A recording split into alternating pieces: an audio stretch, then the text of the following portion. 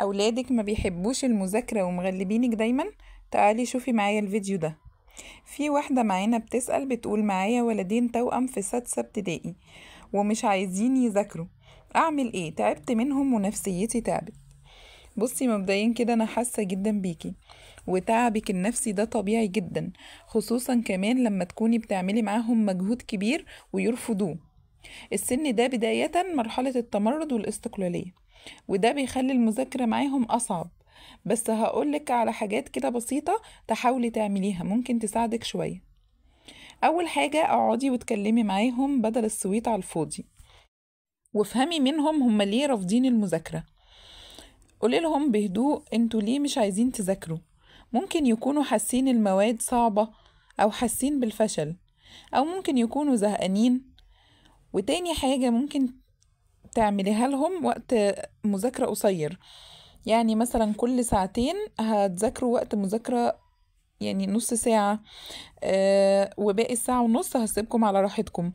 ممكن الولاد بيحبوا يسمعوا أكتر ما يمسكوا مثلا الكتب ويفضلوا يحلوا فيها أسئلة أو الكلام ده. فممكن تعملي ده بإن انتي تجيبي ليهم فيديوهات على اليوتيوب بالدروس اللي هم هيسمعوها في المرحلة دي. زمن الدرس ما بيتعداش من 20 ل 30 دقيقة، وبعدها هاتلهم فيديو تاني لحل أسئلة الدرس ده.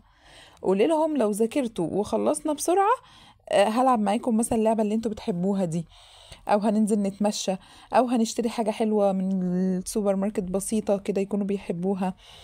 آم، ما جابتش الطريقة دي معاهم، يبقى ندخل بقى على ما فيش موبايل إلا لما تخلص الدرس الفلاني. او ممكن كل ما تذاكر 10 أو 20 دقيقة على الموبايل هتاخد قدامهم دقايق جيمز. يعني هتذاكر 10 دقايق هتاخد 10 دقايق جيمز على الموبايل، هتذاكر 20 دقيقة هتاخد 20 دقيقة جيمز على الموبايل. يبقى قد وقت المذاكرة اللي انت هتذاكره هتاخد قده تلعب ألعاب على الموبايل. لو حسيتي بقى ان المشكلة اكبر من الكلام ده كله، ممكن ان انتي تستشيري اخصائي نفسي تربوي هيساعدك اكتر لحالتهم. ولو انتي حابة تقوليلي تفاصيل اكتر عن شخصيتهم او المواد اللي هم بيرفضوا يذاكروها، ممكن اساعدك بخطة مناسبة ليهم. ما تنسوش بقى تعملوا لي لايك واشتركوا في القناة. مع السلامة.